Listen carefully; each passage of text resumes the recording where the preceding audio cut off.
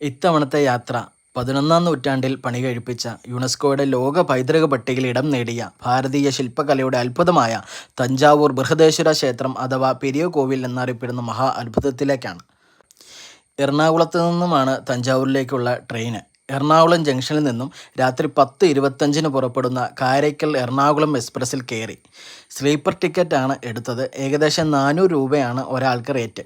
Correct ടൈമിൽ തന്നെ train യാത്ര ആരംഭിച്ചെങ്കിലും രാവിലെ 9 മണിക്ക് എത്തേണ്ട ട്രെയിൻ എത്തിയത് 10 മണിക്കാണ്. തഞ്ചാവൂർ ജംഗ്ഷനിൽ ഇറങ്ങി ഞങ്ങൾ നേരെ പോയത് ഒന്ന് ഫ്രഷപ്പ് ആവാനായിട്ട് നമ്മുടെ IRTCയുടെ റിട്ടയറിംഗ് റൂമിലേക്കാണ്. റിട്ടയർ റൂമിൽ ചെന്നപ്പോൾ ഒരാൾക്ക് 1 മണിക്കൂറിന് ഫ്രഷപ്പ് ആകാനായിട്ട് ഏകദേശം 200 രൂപയാണ് പറഞ്ഞത്.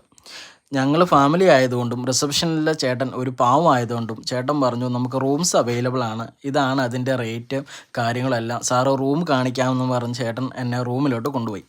റൂം കണ്ടപ്പോൾ ആക്ച്വലി ഞാൻ ഞെട്ടിപ്പോയി കേട്ടോ. നല്ല അടിപൊളി റൂംസാണ്. നല്ല ഫ്രഷ് ആൻഡ് നീറ്റായിട്ട് നല്ല മെയിൻറ്റെയിൻ ചെയ്തു പോകുന്നു. നല്ല അടിപൊളി റൂം, ഡബിൾ ബെഡ്റൂമാണ്. നമുക്ക് എല്ലാ സൗകര്യങ്ങളും ഉണ്ട്. TV, AC എല്ലാ കാര്യങ്ങളും ഉണ്ട്. ബാത്റൂമൊക്കെ ആണെങ്കിലും നല്ല നീറ്റായിട്ട് കൊണ്ടുപോകുന്നു. ചേട്ടന് 6 മണിക്കൂർ 864 രൂപ പറഞ്ഞു.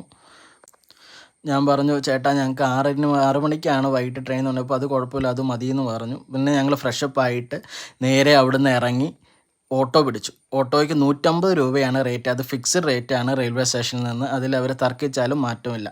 നേരെ നമ്മൾ പെരിയ കോവിലോട്ടാണ് പോകുന്നത്. പോകുന്ന വഴിക്ക് തന്നെ അമ്പലത്തിൻ്റെ ഗോപുരങ്ങളും മറ്റും നമുക്ക് കാണാനായിട്ട് തുടങ്ങും. ഏകദേശം 81 ടൺ ഭാരവും 216 അടി ഉയരവുമുള്ള ഒറ്റക്കല്ലിൽ നിർമ്മിച്ചതാണ് ഈ ക്ഷേത്രത്തിൻ്റെ മകുടം.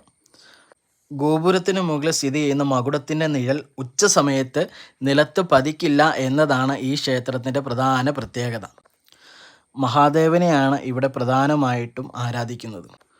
ഒരു വല്ലാത്ത ഫീലാണ് കേട്ടോ നമ്മളിവിടെ ഇങ്ങനെ നിൽക്കുമ്പോൾ. നമ്മൾ ഈ ചരിത്ര പുസ്തകങ്ങളിലും മറ്റുമൊക്കെ കാണുകയും കേൾക്കുകയും ചെയ്തിട്ടുള്ള മഹാസൃഷ്ടി നമ്മളെ നേരിൽ ഇങ്ങനെ കാണുമ്പോൾ നമുക്കൊരു വല്ലാത്ത ഫീലാണ്. ഇത് എല്ലാവരും ഒരിക്കലെങ്കിലും ജീവിതത്തിൽ സന്ദർശിക്കേണ്ട ഒരു സ്ഥലമാണെന്ന് ഞാൻ പറയത്തുള്ളൂ. പിന്നെ ഞങ്ങൾ അവിടുന്ന് പ്രസാദമൊക്കെ കഴിച്ച് നല്ല തക്കാളിച്ചോറും തൈര് സാദമൊക്കെ കഴിച്ച് കുറച്ച് നേരം സ്പെൻഡ് ചെയ്ത് നേരെ അടുത്ത ഓട്ടോ പിടിച്ച് നേരെ നമ്മൾ അവിടുത്തെ മ്യൂസിയം കാണാനായിട്ട് ഇറങ്ങി. മ്യൂസിയമൊക്കെ കണ്ട് കുറച്ച് നേരം അവിടെ സ്പെൻഡ് ചെയ്ത് നേരെ ഞങ്ങൾ റൂമിൽ വന്ന് ഒന്ന് ഫ്രഷപ്പായി നേരെ റെയിൽവേ സ്റ്റേഷനിൽ വന്ന് 6:25 ട്രെയിൻ